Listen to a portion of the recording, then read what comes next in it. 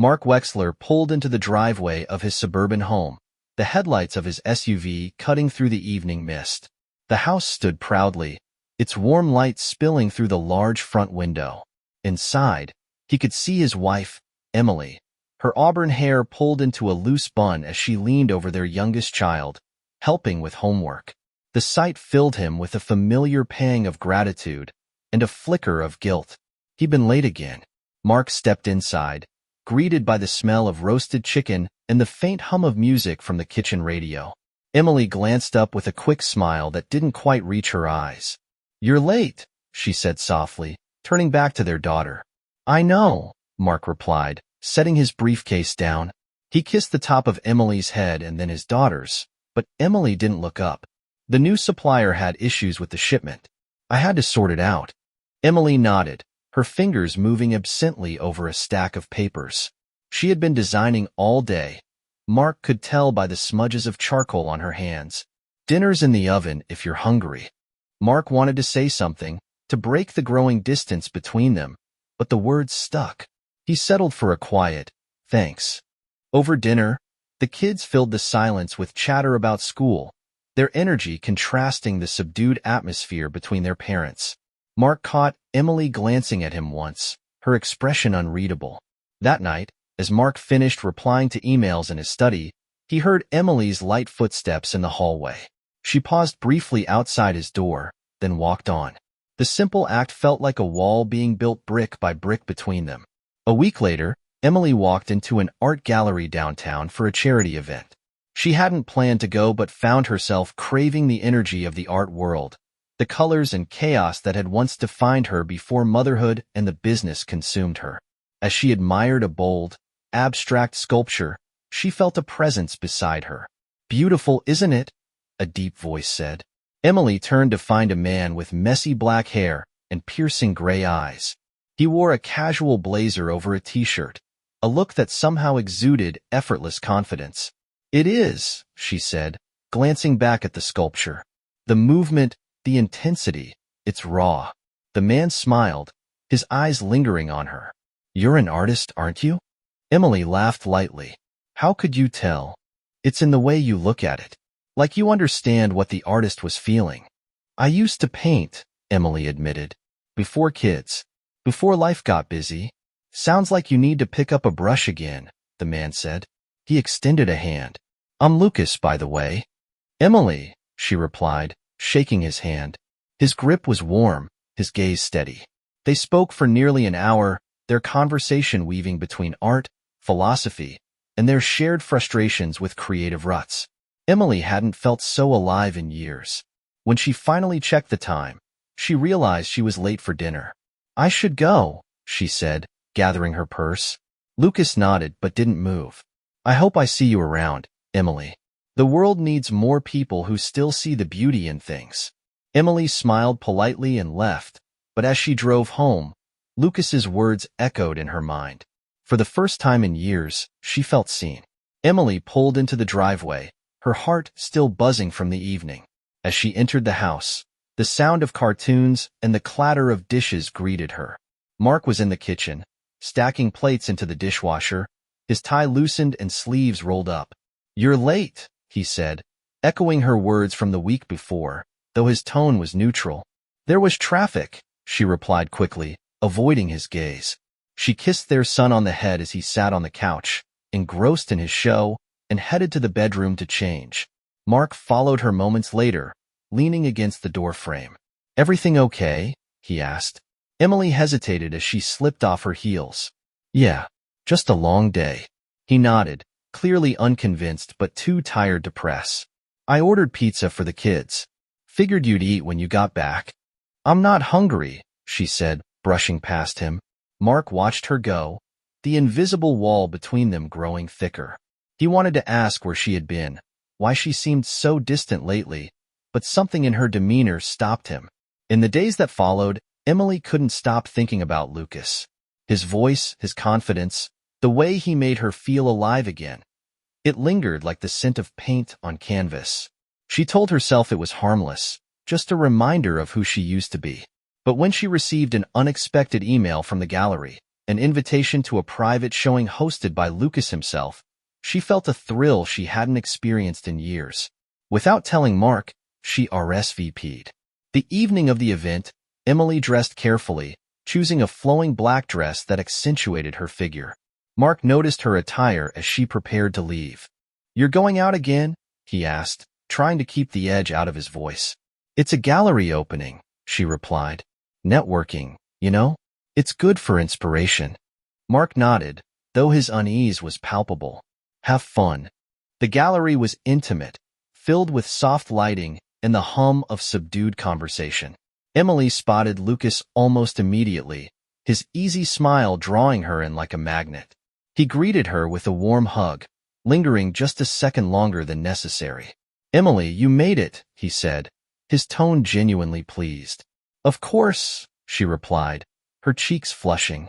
As the evening progressed, Lucas introduced her to other artists, praising her former work as if he'd known her for years. Emily basked in the attention, her laughter and confidence returning. When the crowd thinned, Lucas pulled her aside to a quieter corner. "I'd love to see your work someday," he said, his voice low and intimate. "I'm rusty," Emily admitted. "Rust doesn't matter. Passion does." Their eyes met, and for a moment, the air between them seemed to crackle. Emily looked away first, laughing nervously. "I should go. It's late." Lucas reached out, his hand brushing hers. "You deserve more than a life that makes you feel like you're just existing, Emily." The words struck her like a thunderclap. She didn't respond, her heart racing as she turned and walked out into the night. Back home, Mark was awake, sitting in the dimly lit living room with a glass of whiskey. "How was it?" he asked as she stepped inside. "It was fine," Emily said, keeping her tone casual. "A lot of talented people." Mark studied her, his eyes searching for something in her expression. "You've been going out a lot lately. Is there something I should know?" Emily froze, a thousand excuses rushing through her mind. "You're imagining things," she said quickly. "I'm just trying to find myself again, Mark. That's all." Mark didn't push further, but the knot in his stomach tightened. Something was slipping away, and he wasn't sure how to stop it. The weeks that followed were a tightrope walk for Emily. During the day, she immersed herself in family routines and the business she and Mark had built, but her evenings and stolen moments were increasingly consumed by Lucas. Their connection deepened with every text message, every secret meeting at his studio under the guise of art. Emily told herself it wasn't a full-blown affair, yet they hadn't crossed any physical lines. But emotionally, she knew she was wading into dangerous waters. Mark, meanwhile, grew more withdrawn. He noticed Emily's frequent absences and the distance in her eyes when she was home. He tried to reach her, surprising her with flowers, suggesting date nights, but her responses were polite at best. A part of him wanted to confront her outright, but fear held him back. Fear that her answer might confirm what he already suspected. One evening, Mark decided to surprise Emily by picking her up from the gallery where she had claimed to be meeting a friend. He arrived early and parked across the street, his heart pounding as he waited. What he saw shattered him. Through the large glass windows of the gallery, he spotted Emily standing with a man, Lucas. They were close, too close. Lucas reached out, tucking a strand of Emily's hair behind her ear as she smiled up at him. It wasn't the gesture of strangers or casual friends. Mark couldn't watch anymore. He started his car and drove home. The image of Emily and Lucas burned into his mind. Emily returned later that night, her cheeks flushed and her hair slightly disheveled. She was startled to find Mark waiting for her in the kitchen, a bottle of wine and 2 glasses on the counter. "You're up late," she said, forcing a casual tone. "So are you," Mark replied, his voice icy. Emily hesitated, sensing something was wrong. "Mark, what's going on?" He stared at her, his jaw tight. "I saw you tonight, Emily. At the gallery. With him." Her stomach dropped. "Mark, Don't," he interrupted, his voice rising. "Don't lie to me. I saw the way he touched you, the way you looked at him." Emily's defenses crumbled. "It's not what you think," she said, tears forming in her eyes. "Then what is it, Emily?" Mark demanded. "Because it sure as hell doesn't look innocent." Do you have feelings for him? She hesitated for a fraction of a second, but it was enough. Mark slammed his hand on the counter, his face a mix of rage and pain. How could you do this to us? To me? To our family? Tears spilled down Emily's cheeks. I didn't mean for this to happen. I didn't. You just what? Needed someone to make you feel alive? Mark's voice broke, and he turned away, unable to look at her. Emily stepped closer, desperate to explain. Mark, I love you. I never stopped loving you, but I felt so lost, so invisible. And Lucas, he made me feel like myself again. Mark turned back, his eyes filled with betrayal.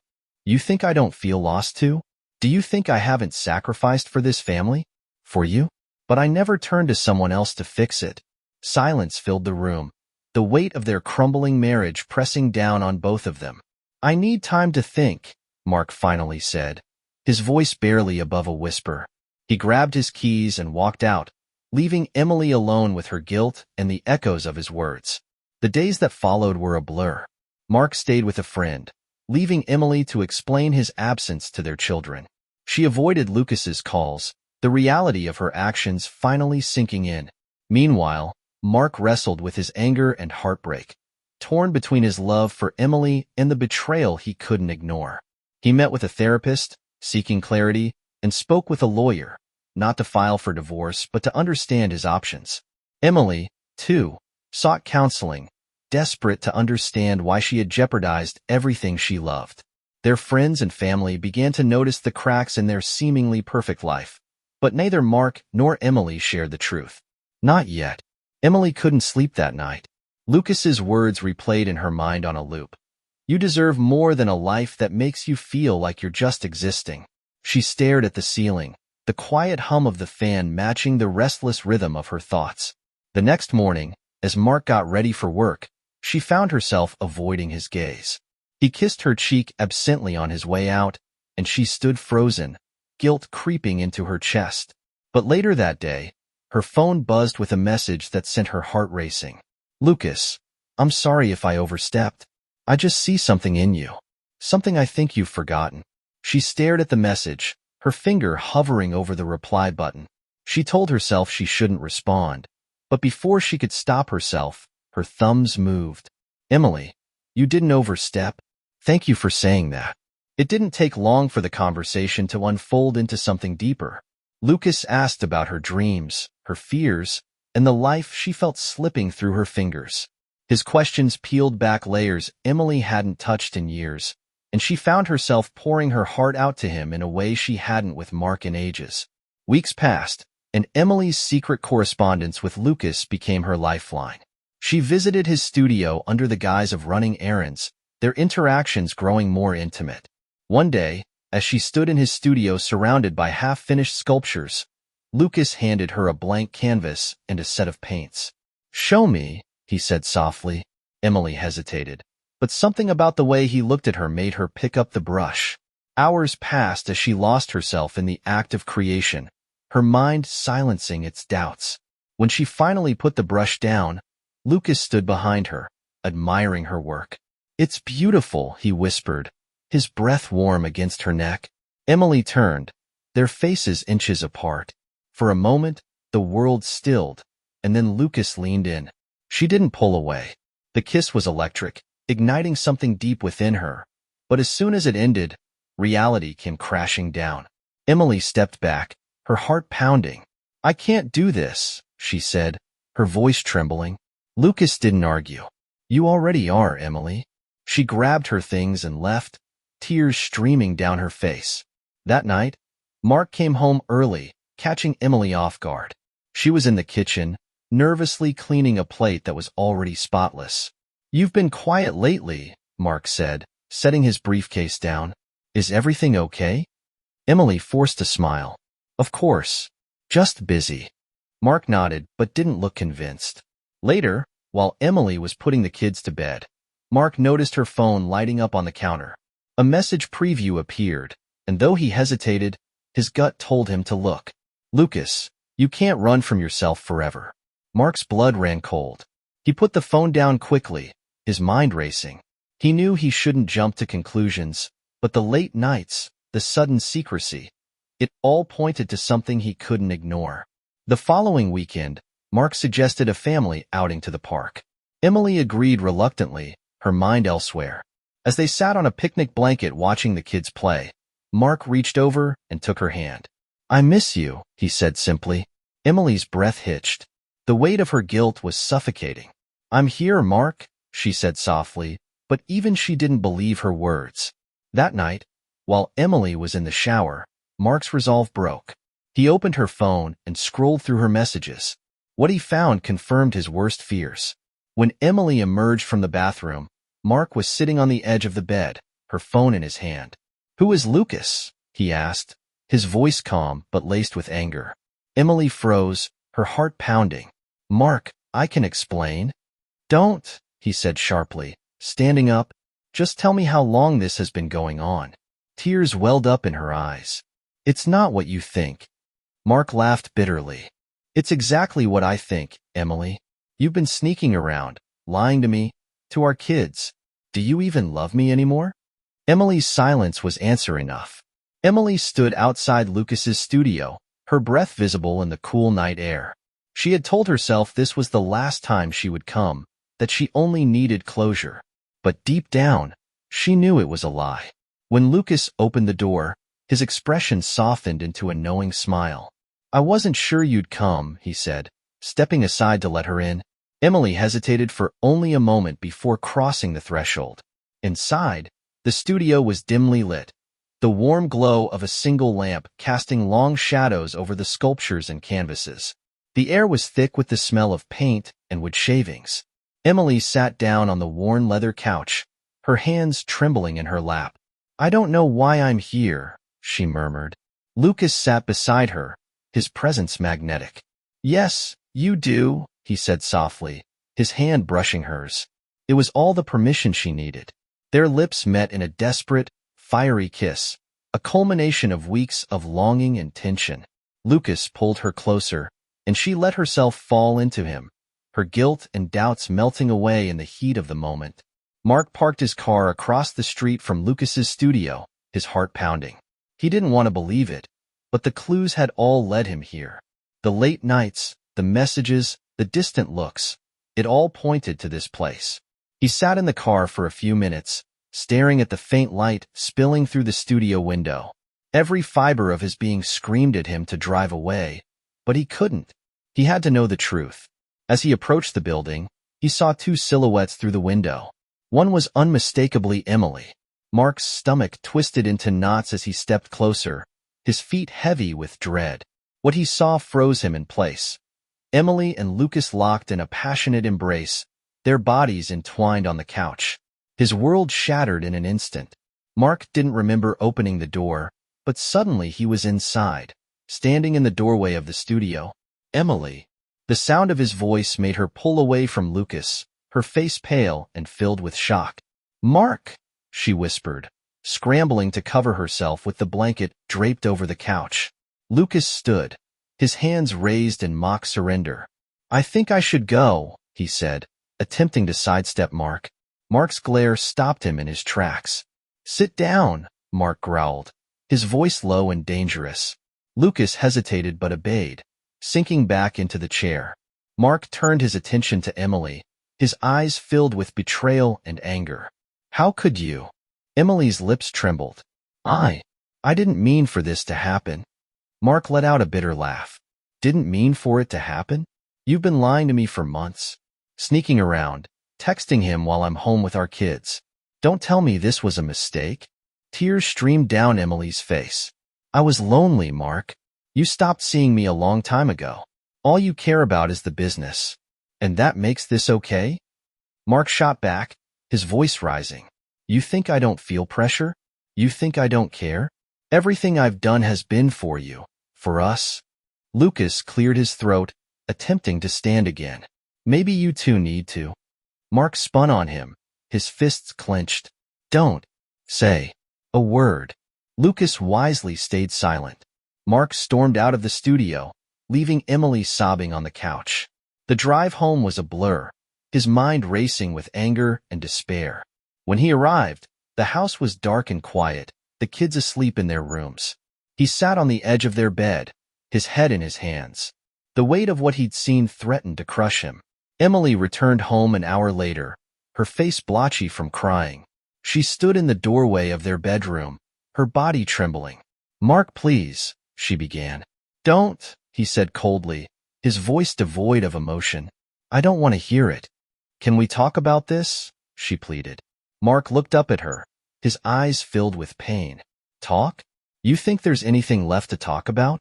You destroyed everything, Emily." She sank to her knees, sobbing. "I don't know how we got here." Mark stood, his voice steady but sharp. "We didn't get here. You did this. And I don't know if I can ever forgive you."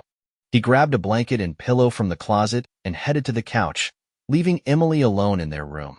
The days after Mark caught Emily with Lucas were a blur of icy silence and suffocating tension. Emily tried to speak to him, but Mark avoided her, retreating into his work and his role as a father. At home, he barely looked at her. At night, he slept on the couch, refusing to share their bed. Emily spent her nights lying awake, consumed by guilt and regret. She couldn't believe how far she had let things spiral out of control. Lucas had tried to contact her a few times, but she ignored his messages. She knew that chapter had to end, even if it was too late to fix the damage it caused. 2 weeks later, Mark finally broke the silence. After putting the kids to bed, he sat across from Emily at the kitchen table, his expression cold but composed. "I spoke to a lawyer," he began.